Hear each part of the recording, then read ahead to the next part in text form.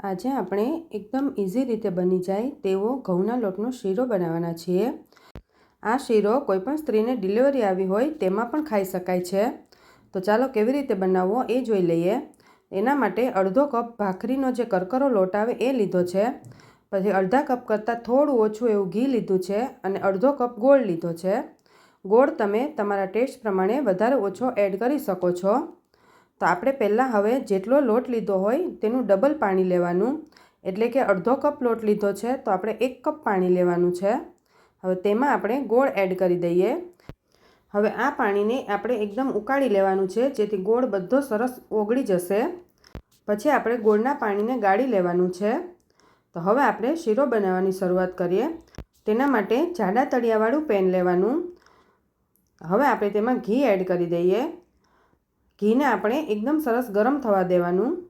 ઘી ગરમ થાય પછી જ આપણે લોટ એડ કરવાનો અને આપણે તેને હવે એકદમ સ્લો ફ્લેમ પર ચલાવતા રહેવાનું છે। સ્લો ફ્લેમ પર શેકવાથી લોટ એકદમ સરસ શેકાઈ પણ જશે, તેમાંથી સુગંધ પણ ખૂબ જ સરસ આવશે અને જેમ જેમ લોટ શેકાશે તેમ તેમ તેનો સ્વાદ પણ ખૂબ જ સરસ આવશે। તો હવે આપણે એકદમ સ્લો ફ્લેમ પર લોટને ગોલ્ડન બ્રાઉન થાય ત્યાં સુધી શેકી લેવાનો છે।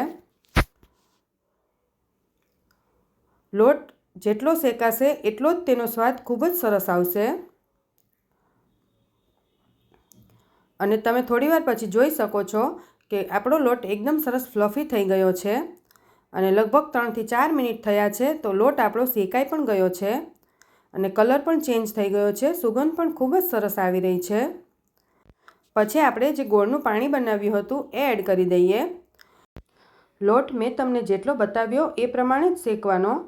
એકદમ વધારે શેકીએ તો શીરો આપણો એકદમ કાળો લાગે છે અને એકદમ ઓછો શેકીએ તો શીરો આપણો એકદમ ચીકણો લાગે છે ખાવામાં અને ટેસ્ટમાં પણ વધારે સારો નહીં લાગે। હવે આપણું પાણી બધું શોષાઈ ગયું છે તો શીરો આપણો તૈયાર થવા આવ્યો છે। તો હવે આપણે તેમાં 1 ચમચી જેટલું સૂંઠ પાવડર એડ કરી દઈએ। ડિલિવરીમાં સૂંઠ પાવડર ખૂબ જ સરસ ફાયદા કરે છે।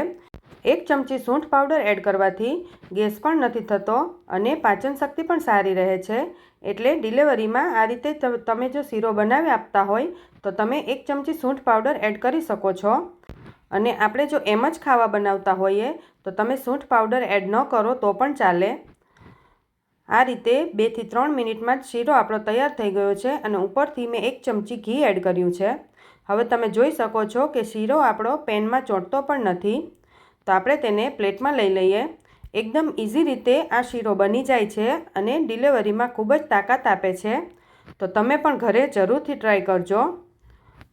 આ શીરો બધા માટે હેલ્ધી છે।